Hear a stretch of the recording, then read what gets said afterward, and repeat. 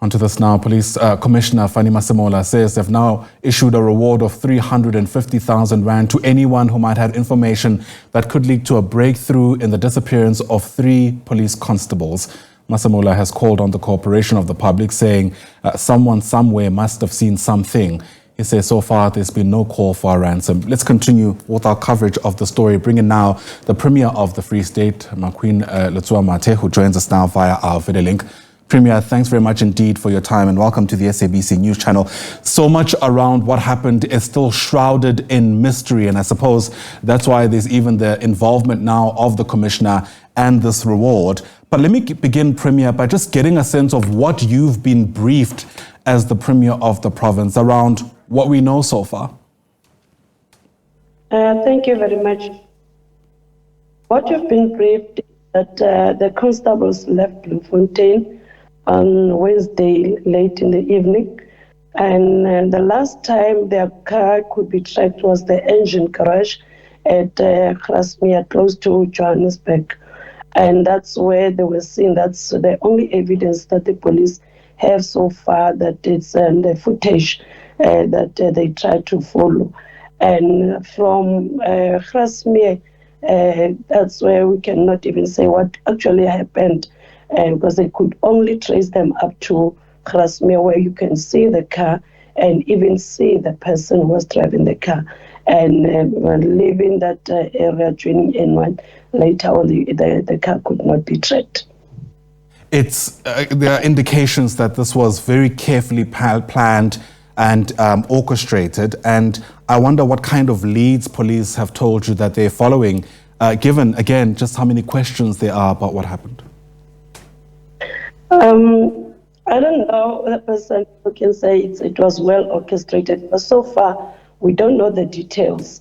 What we know is that the Commissioner, together with Minister, there's a multidisciplinary team that has been established, and that team consists of subs from Free State, as there's some of these members, actually all these members are from Free State, and they were traveling to Limpopo through Gauteng. So the 3 provinces are now involved in the investigating team. So far, that's what we know. But what we also did yesterday was to allow the Commissioner actually invited the families so that we can be able to brief families and to avoid all the speculations from social media, that some of these speculations are really contributing to the pain that the families are suffering from. Because you can imagine, Ayanda, if you don't know the whereabouts of one of your family member, it's better to have been told that we lost him or her, but in this case, we don't know what actually happened.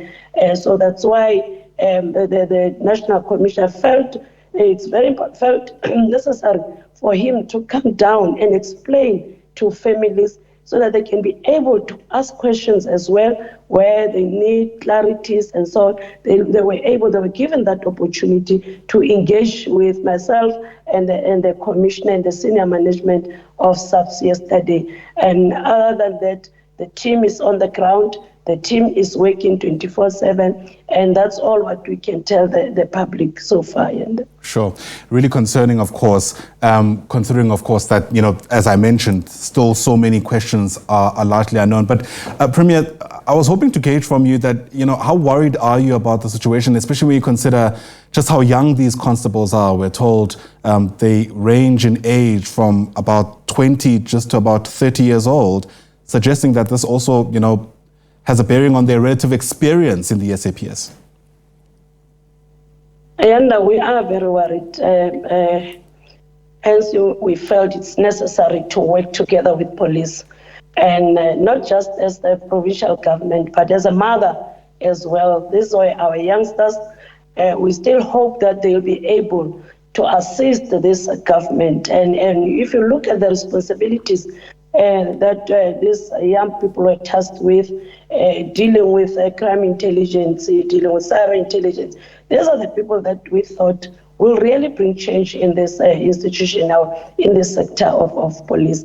So we are really, really hurt and saddened by whatever could have happened to these youngsters. They were young, and these other ones, they were the gentleman, the one constable, the male constable, it's a boyfriend to the other constable. So I'm sure they also have plans. They had a vision of their futures, but we are really disappointed, and not just disappointed. We are ahead where we are, Ayanda, because we don't know what really happened to these 3 constables. So we are hoping and praying hard. Even yesterday when we had our celebration, we put them in our prayers to say, God, just help us to get through this, because I can imagine the pain that the parents are going through, especially when we deal with issues of GBV in this country, where the 2 constables are female. One just wonders, wherever they are, if they're still alive,